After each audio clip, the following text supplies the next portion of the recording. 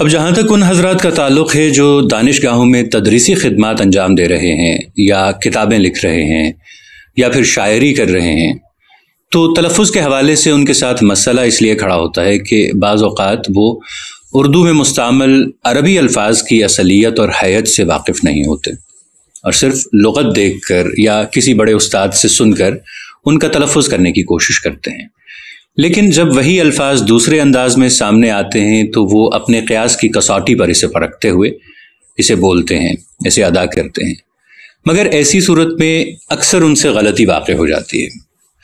مثال کے طور پر ایک لفظ ہے عمیق، اس کے معنی اور اس کے تلفظ سے سبھی لوگ واقف ہیں، مگر جب یہی لفظ اپنی حیت بدلتا ہے اور تعمق کی شکل میں سامنے آتا ہے تو غیر عربی والے شخص کو اس کے صحیح تلفظ کا اندازہ کرنے میں دشواری ہو سکتی ہے۔ اب وہ اردو کے لغت میں اس لفظ اور اس کے تلفظ کو تلاش کرے گا، ممکن ہے کہ یہ لفظ وہاں بھی موجود نہ ہو۔ اب وہ لاچار و مجبور کسی سے معلوم کر کے اس کے درست تلفظ اور معنی تک پہنچنے کی کوشش کرے گا، لیکن جس سے معلوم کیا جا رہا ہے ہو سکتا ہے اس کی بھی صورتحال یہی ہو، تب اس کے لیے قیاس سے کام لینا مجبوری بن جاتا ہے۔ لیکن محض قیاس کی بنیاد پر اس لفظ کو تعمق بھی پڑھا جا سکتا ہے، تعمق بھی سمجھا جا سکتا ہے اور تعمق بھی، لیکن اگر یہی لفظ عربی سے واقف کار شخص یا طالب علم کے سامنے آئے گا تو وہ بالکل بھی پریشان نہیں ہوگا، وہ کوئی لغت نہیں دیکھے گا، نہ کسی سے معلومات حاصل کرے گا، بلکہ پہلی نظر میں اس کو تعمق پڑھے گا، کیونکہ وہ اس بات سے بخوبی واقف ہے کہ عربی میں باب تعفل موجود ہے جس کے وزن پہ یہ لفظ ہے۔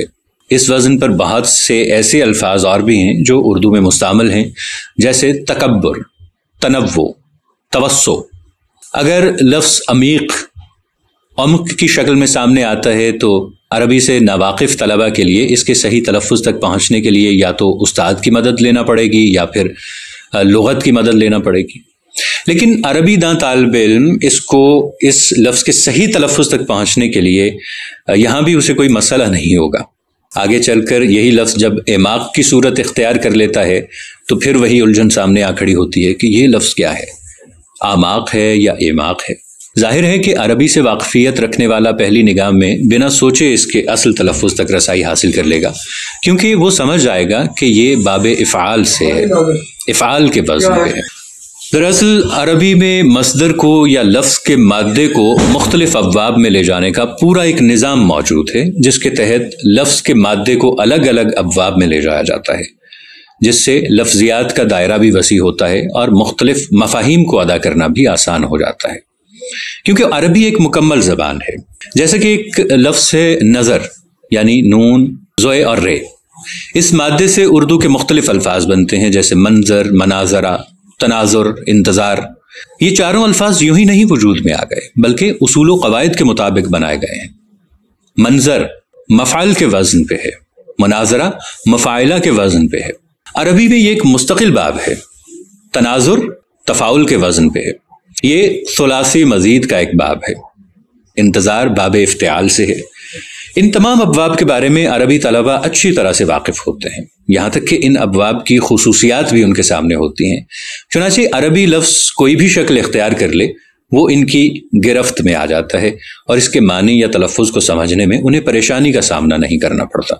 جبکہ عربی زبان سے ناواقف کار یا اسکول کے پس منظر سے آنے والے حضرات کے لیے یہ کام نہایت مشکل ہے، کیونکہ وہ اس نظام سے واقف نہیں ہیں۔ اس لیے اگر کوئی لفظ یا لفظ کا مادہ جب دوسری شکل اختیار کر کے سامنے آتا ہے تو ان کے لیے اس کے معنی اور تلفظ تک رسائی کا مسئلہ قدر پیچیدہ ہو جاتا ہے۔ ان کے سامنے چند راستے ہوتے ہیں۔ پہلا تو یہ کہ وہ اساتذہ سے رجوع کریں یا لغت کی کتابوں میں انہیں تلاش کریں۔ اگر تو اساتذہ کا تعلق اسکول کا پس منظر رہا ہے اور ان کے سامنے بھی وہی لفظ پہلی بار آیا ہے تو ان کے لیے بھی دشواری کی بات ہے۔ اب رہی بات لغت کی، تو تمام لغت کی کتابیں صحیح تلفظ کی نشاندہی کر دیں یہ ضروری تو نہیں ہے۔ ایسی صورت میں قیاس کے علاوہ کوئی چارہ کار دکھائی نہیں دیتا، اور ظاہر ہے کہ جب اصول معلوم نہ ہو تو قیاس میں غلطیوں کے امکانات تو زیادہ ہوتے ہیں، پروبیبلٹی زیادہ ہوگی۔ اس کی بہت سی مثالیں ہمارے سامنے ہیں کہ اردو والوں نے اپنے قیاس سے الفاظ کو بولا اور غلطیاں کی۔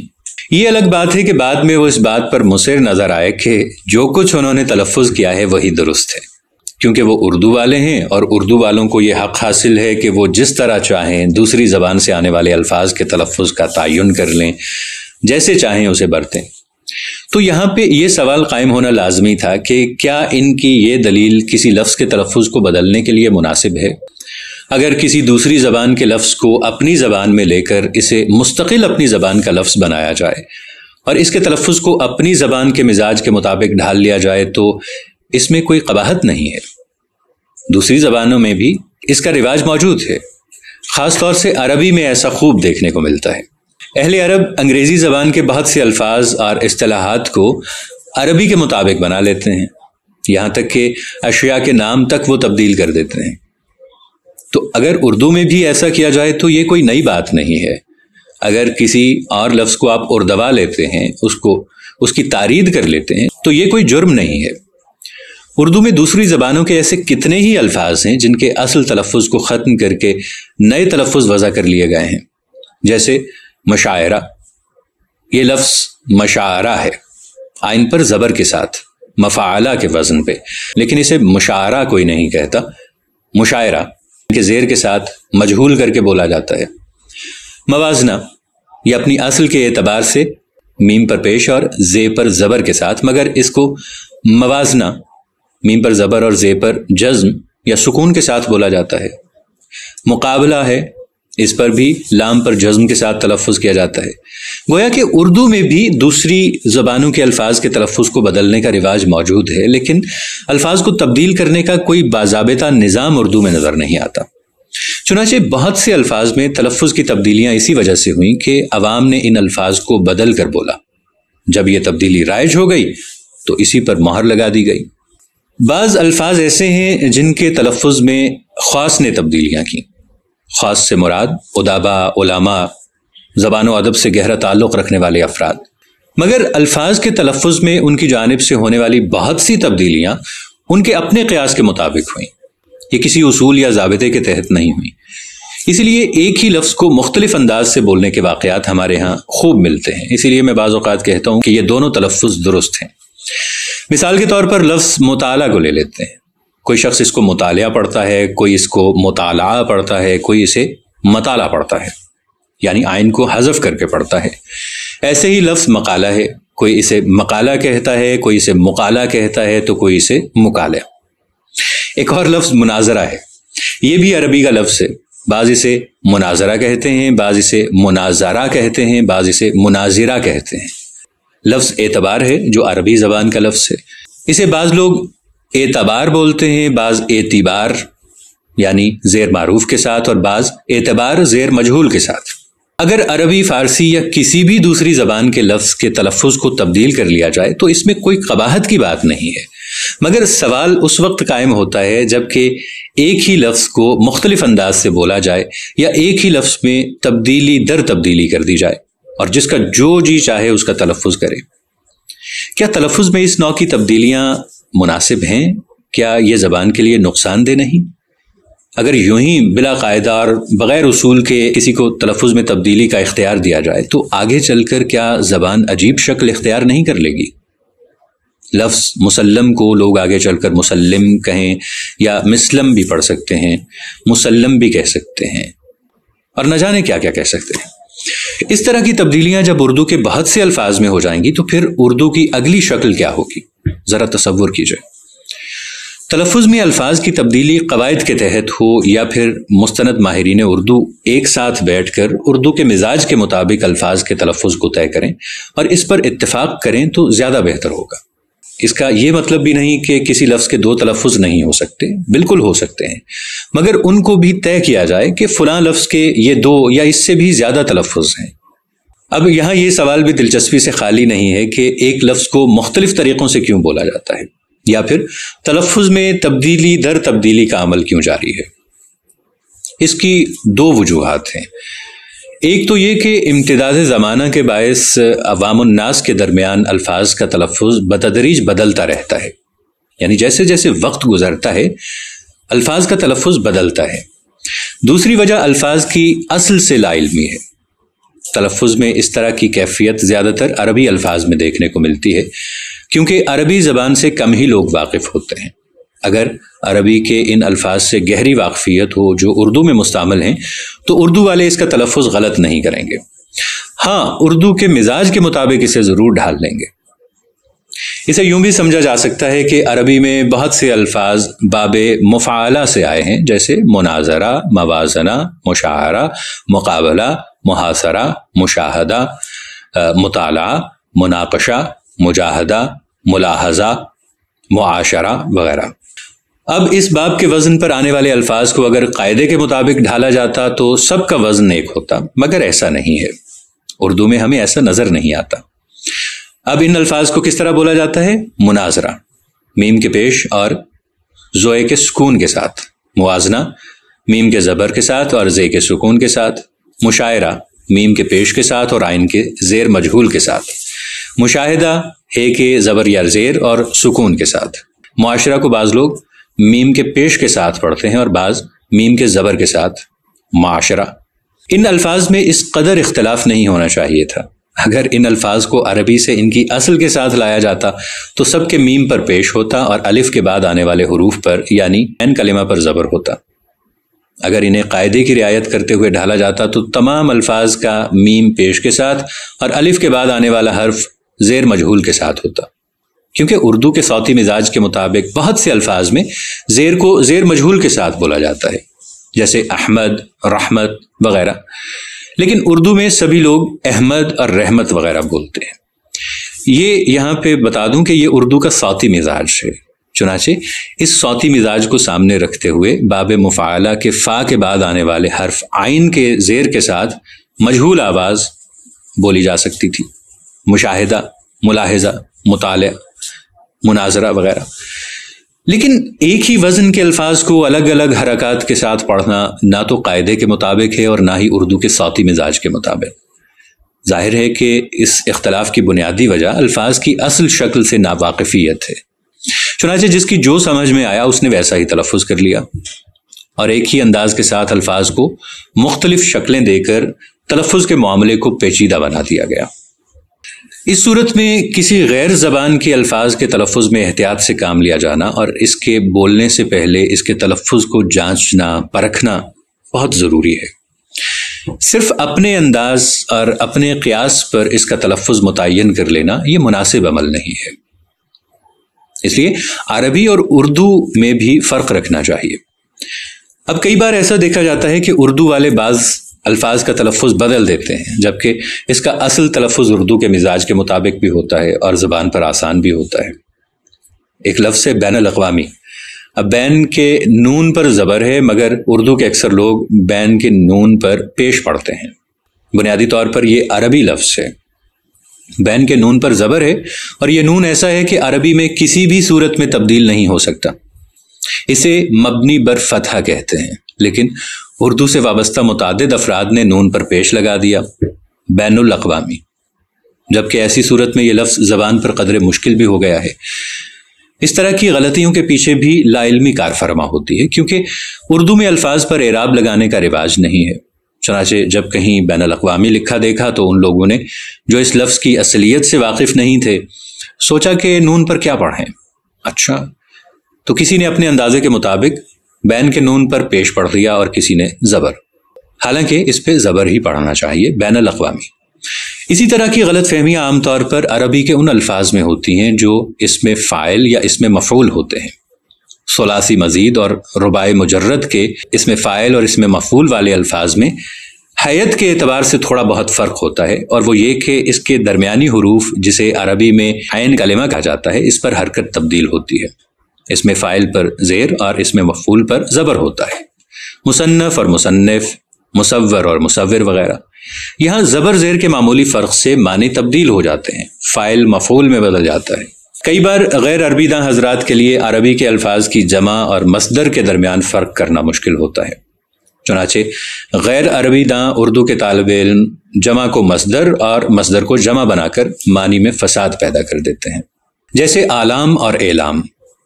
عربی میں اور بھی متعدد اوزان ایسے ہیں جن پر بہت سے الفاظ ملتے ہیں، لیکن یہاں بھی وہی لا علمی کار فرما ہوتی ہے، جیسے اجتناب، اعتبار، انقلاب، انضمام وغیرہ۔ بعض لوگ ان کو اجتناب، اعتبار، انقلاب اور انضمام پڑھتے ہیں۔ یہ تلفظ غلط ہے کیونکہ اجتناب اور اعتبار افتعال کے وزن پہ ہیں۔ باب افتعال مستقل عربی میں ایک باب کا نام ہے، اور انقلاب، انضمام باب انفعال سے ہیں۔ چنانچہ انقلاب میں قاف کے نیچے زیر اور انضمام میں ضاد کے نیچے زیر پڑھا جانا چاہیے۔ یہ الگ بات ہے کہ اردو کے صوتی مزاج اور آہنگ کے مطابق زیر کو مجہول پڑھا جائے۔ اس کے اور بھی اوزان ہیں۔ اگر ان اوزان یا ابواب سے تھوڑی بہت واقفیت ہو تو ان کا تلفظ کچھ مشکل نہیں رہے گا۔ اب اردو میں مستعمل عربی الفاظ کے تلفظ پر گرفت حاصل کرنے اور ان کے معنی کو آسانی سے سمجھنے کا بہترین اور آسان طریقہ یہ ہے کہ اردو کے وہ طالب علم جنہیں اردو کے میدان کو سر کرنا ہے انہیں عربی کے صرف و نحو کے بنیادی اور ضروری قاعدے پڑھ لینے چاہیے۔ وہ یہ اساتذہ کی مدد سے بھی کر سکتے ہیں اور بعض کتابوں کی مدد سے بھی۔ اس طرح وہ عربی کے نحو و صرف سے واقفیت حاصل کر سکتے ہیں۔ اس کے لیے اگر وہ روزانہ 1 گھنٹے کا وقت نکال لیں تو 1-2 سال میں عربی کے اس قدر نحو و صرف سے ضرور واقف ہو جائیں گے کہ اردو میں عربی کے الفاظ کے معنی اور تلفظ کو سمجھنے میں انہیں آسانی ہو جائے گی، اور ان کی اردو زبان پر خاصی حد تک گرفت بھی ہو جائے گی۔ گرفت، اگر وہ عربی کے الفاظ کے تلفظ اور معنی کو لغات کی مدد سے سمجھنے کی کوشش کریں گے تو سالہ سال کے بعد بھی انہیں اردو میں مستعمل عربی الفاظ پر عبور حاصل نہیں ہوگا، اور بہت سے الفاظ کے تلفظ کو لے کر وہ شک و شبے میں مبتلا رہیں گے، بار بار لغت کی کتابوں کے اوراق پلٹتے رہیں گے۔ پورے طور پر مسئلہ پھر بھی حل نہیں ہوگا۔ یہی صورتحال ان فارسی الفاظ کی بھی ہے جو اردو میں استعمال کیے جاتے ہیں۔ فارسی سے عدم واقفیت کی وجہ سے اردو والے بہت سے فارسی الفاظ کے تلفظ میں بھی غلطی کر جاتے ہیں۔ مثلا لفظ خودکشی کو لے لیجیے، بعض لوگ اسے خودکشی پڑھتے ہیں اور بعض خودکشی، حالانکہ اصل لفظ خودکشی ہے۔ تیز رو کو بعض لوگ تیز رو کہتے ہیں، حالانکہ اصل لفظ تیز رو ہے۔ جولاں کو بعض لوگ جولاں پڑھتے ہیں، حالانکہ اصل لفظ جولاں ہے بمعنی روانی۔ جیم پر پیش کے ساتھ جولاں کے معنی بیڑی کے ہیں۔ یہ غلطی اس وقت ہرگز نہ ہوتی جبکہ فارسی کے مصادر کو بھی پڑھ لیا جائے اور یاد کر لیا جائے۔ اس عمل سے اردو مضبوط ہو جائے گی اور اس نوع کی جو غلطیاں ہیں وہ بھی بآسانی ان سے نجات مل جائے گی۔ لہٰذا اردو والوں کے لیے یہ بڑی اہم بات ہے کہ وہ فارسی کی ابتدائی کتابیں بھی پڑھ لیں، اس سے ان کی زبان میں بڑا سدھار ہوگا۔ فارسی الفاظ کے معنی تک رسائی آسان ہوگی اور ان کا تلفظ بھی مشکل نہیں رہے گا۔ اس بات سے انکار نہیں کیا جا سکتا کہ اردو میں عربی اور فارسی کے الفاظ اس طرح پیوست ہو چکے ہیں کہ ان کو جانے بغیر کوئی چارہ کار نہیں ہے۔ ان الفاظ کو اردو سے خارج بھی نہیں کیا جا سکتا کیونکہ وہ اردو کا حصہ بن چکے ہیں۔ اس لیے کیا ہی بہتر ہو کہ عربی اور فارسی الفاظ کے تلفظ اور ان کے معنی تک بآسانی رسائی کے لیے ہم عربی اور فارسی زبان کی چند ابتدائی کتابیں ہی پڑھ لیں۔ اردو الفاظ کا درست تلفظ کرنے کے لیے اردو کے صوتی مزاج سے گہری واقفیت ناگزیر ہے۔ اس کے بغیر اردو تلفظ کو درست نہیں کیا جا سکتا۔ غیر اردو والوں کے لیے اردو کے صوتی نظام سے ہم آہنگ ہونا قدر مشکل ہوتا ہے، لیکن حیرت کی بات یہ ہے کہ بہت سے اردو والے بھی اردو کے صوتی مزاج سے واقف نہیں ہیں یا اس کی رعایت نہیں کرتے۔ اس لیے بہت سے اردو والوں کی ان کی گفتگو میں وہ مٹھاس دکھائی نہیں دیتی جو ہونی چاہیے۔ یہاں تک کہ بہت سے مدارس کے فارغ التحصیل طلبہ جو اردو زبان پر قدرت رکھتے ہیں بہت سے الفاظ اردو کے صوتی مزاج کے مطابق نہیں بولتے بلکہ عربی کے مطابق بولتے نظر آتے ہیں اور اسی پہ اصرار کرتے ہیں کہ آپ بھی بولیے، جبکہ اردو اور عربی کے صوتی مزاج اور آہنگ میں بہت فرق ہے۔ عربی میں آ کی آواز سے یہ معروف آوازیں ہوتی ہیں، یعنی سیدھی نکلتی ہیں۔ کھینچنے والی آوازوں میں آ او ای ہیں، جبکہ اردو میں جہاں یہ آوازیں موجود ہیں وہیں مجہول آوازیں بھی پائی جاتی ہیں۔ یہ مجہول آوازیں اردو کا خاص صوتی آہنگ رکھتی ہیں، اس لیے بالعموم ان آوازوں کا خیال رکھ کر بولنے کا رواج عام ہے۔ مثلا کہ ہندی والے کی اسے بولتے ہیں، اردو میں کے تلفظ کیا جاتا ہے، جیسے استحکام میں تحکام کی بجائے تحکام پڑھا جاتا ہے۔ اہل مدارس کے یہاں اردو کے صوتی مزاج کی رعایت کم ملتی ہے۔ اس کی وجہ یہ ہے کہ وہاں حروف تہجی کو اس طرح پڑھایا جاتا ہے: با، تا، سا، جیم، ہا، خا، जो कि अरबी के मुताबिक है। दूसरी तरफ उर्दू में हुरूफ तहज्जी को इस तरह अदा करते हैं, बे, ते, से, जीम, चे, हे, यहाँ से ही सौती मिजाज की बुनियाद पड़ती है। अब उर्दू को भी अरबी के हुरूफ तहज्जी की तरह पढ़कर उर्दू के सौती मिजाज से अगर आप कट जाएंगे तो ऐसा दुरुस्त नहीं है। अब तहकीक को उर्दू के सौती मिजाज का तकाजा यह है कि इसको तहकीक पढ़ा जाए। उर्दू में रहमत को रहमत इसलिए बोलते हैं कि ये उर्दू के सौती मिजाज के मुताबिक है, वरना तो असल लफ्ज़ रहमत है। उर्दू सौतियात में बेएतदाली सिर्फ मदरसे वालों से नहीं जुड़ी हुई, बल्कि दूसरे पस मंज़र से आने वाले तलबा और असातिज़ा वो भी इसी नौइयत की बेएतदालियाँ करते हैं और सौतियात का पूरा ख्याल उनके यहाँ भी नहीं रखा जाता। अलबत्ता जो लोग खा वो मदारिस के हों या स्कूल्स कॉलेजेस के उर्दू को उसके सौती मिजाज के मुताबिक बोलते हैं, उनकी ज़बान बड़ी पुरकशिश होती है। उर्दू में तलफ़्फ़ुज़ का मसला उन लोगों के यहाँ ज़्यादा पेचीदा नज़र आता है जो दूर दराज के खित्तों, सूबों और मुल्कों से ताल्लुक़ रखते हैं और जिनकी ज़बान में उर्दू के हुरूफ तहज्जी सिरे से होते ही नहीं, या उनकी मादरी ज़बान में उर्दू के बाज़ हुरूफ तहज्जी की आवाज़ों का बिल्कुल इस्तेमाल नहीं होता। अब मिसाल के तौर पर कश्मीर के लोग काफ को दुरुस्त तौर पे अदा नहीं कर पाते, इसलिए तमाम उन अल्फाज में जहाँ काफ आता है वो काफ की आवाज़ निकालते हैं, जो कम अज़ कम अहले ज़बान को, उर्दू के आलिमों को अच्छा महसूस नहीं होता। मसलन इकबाल को इकबाल, कायम को कायम, मुस्तकिल को मुस्तकिल। अब बिहार के लोग अड़े को रे पढ़ते हैं और बोलते हैं, क्योंकि उनकी ज़बान से अड़े की अदाई दुश्वार होती है, इसलिए वो इन अल्फाज को जिनमें अड़े हर्फ शामिल होता है उनकी ज़बान पर बड़े ही फीके और बड़े बदनुमा महसूस होते हैं। जैसे बिहार के अक्सर अवाम घोड़ा को घोड़ा, घड़ी को घड़ी, मोड़ को मोर बोलते हैं। अब सवाल यह है कि इस सूरत हाल का भी कोई हल है? क्या वो इस तरह के तलफ़्फ़ुज़ अदा करने के लिए आज़ाद हैं? क्या उन्हें असल तमाम हुरूफ तहज्जी को दुरुस्त बोलना चाहिए? तो जिन लोगों के लिए बाज़ हुरूफ की अदाई नामुमकिन या बहुत ज़्यादा दुश्वार हो, तो ये एक मजबूरी है, इसलिए इसे नज़रअंदाज किया जा सकता है। मगर वो जो उर्दू के बाज़ाबिता तालिब इल्म हैं, रिसर्च स्कॉलर हैं या उस्ताद हैं, मुहक्किक हैं, तो उन्हें ज़रूर इन हुरूफ की मश्क कर लेनी चाहिए जिनकी अदाई उनके लिए मुश्किल हो। कोशिश और मश्क से यकीनन वो इन हुरूफ की भी सही अदाई पर कादिर हो जाएंगे। इसलिए इंसान को मिन जानिब अल्लाह जो सलाहियत अता हुई है, इसकी बुनियाद पर वो तमाम हुरूफ को अदा कर सकते हैं। ये अलग बात है कि माहौल की वजह से बाज़ हुरूफ या आवाज़ों का इस्तेमाल बाज़ लोग पूरी ज़िंदगी में नहीं कर पाते, लेकिन दूसरे बाआसानी करते हैं, हालांकि वो भी इंसान होते हैं। कुरान मजीद अल्लाह का कलाम है, दुनिया के तमाम मुसलमान इसकी तिलावत करते हैं। इसके बेहतरीन कारी दुनिया के मुख्तलिफ इलाक़ों और मुल्कों में मौजूद हैं, जबकि बाज़ हुरूफ कुरान में ऐसे हैं जिनकी अदाई बाज़ खित्तों के लोगों के लिए मुश्किल है। लेकिन हम देखते हैं कि हर जगह के कारी और कुरान को अच्छा पढ़ने वाले इसी तरह की अदाई करते हैं। कुरान में मौजूद आइन, काफ, शीन, स्वाद, वाद, ता, ज़ा, इसको अरब के कारी भी इसी तरह अदा करते हैं, मिस्र के कारी भी, ईरान के भी, हिंदुस्तान के भी, इंग्लिस्तान, अमेरिका के कारी भी, दिल्ली, यूपी, बिहार, बंगाल, कश्मीर, लाहौर, कराची। आखिर सब इन हुरूफ की अदायगी इनके असल मखारिज के साथ अदा करने पर कादिर क्यों हुए, जबकि इनमें से बहुत सों की अपनी ज़बानों में स्वाद, क़ाफ, आइन, ता, ज़ा नहीं है। जाहिर है कि इसकी बुनियादी वजह मश्क और कोशिश है। क्या इस तरह उर्दू के तलबा और असातिज़ा इन हुरूफ की अदाई की मश्क नहीं कर सकते जो उनके लिए दुश्वार होते हैं? जैसे मैंने कश्मीर के तलबा की मिसाल दी, उनमें से भी बहुत से ऐसे हैं जो काफ की अदाई दुरुस्त करते हैं जिस तरह उर्दू में की जानी चाहिए, लेकिन इसके बरअक्स बेशतर कश्मीर के तलबा और उर्दू के माहिरीन काफ को क्याफी कहते हैं और उसको तब्दील करना भी नहीं चाहते। मगरबी बंगाल और बिहार के बहुत से तलबा और असातिज़ा अड़े को अड़े ही कहते हैं, रे नहीं कहते, क्योंकि वो कोशिश और मश्क करके इस मसले को हमेशा के लिए हल कर लेते हैं, जबकि बाज़ रे को रे कहने पर ही कायम रहते हैं। तो मालूम ये हुआ कि हुरूफ तहज्जी का मसला इतना पेचीदा नहीं है कि इसका हल मुमकिन ना हो, बस ज़रूरत यह है कि तवज्जो दी जाए और थोड़ी कोशिश और मश्क की जाए।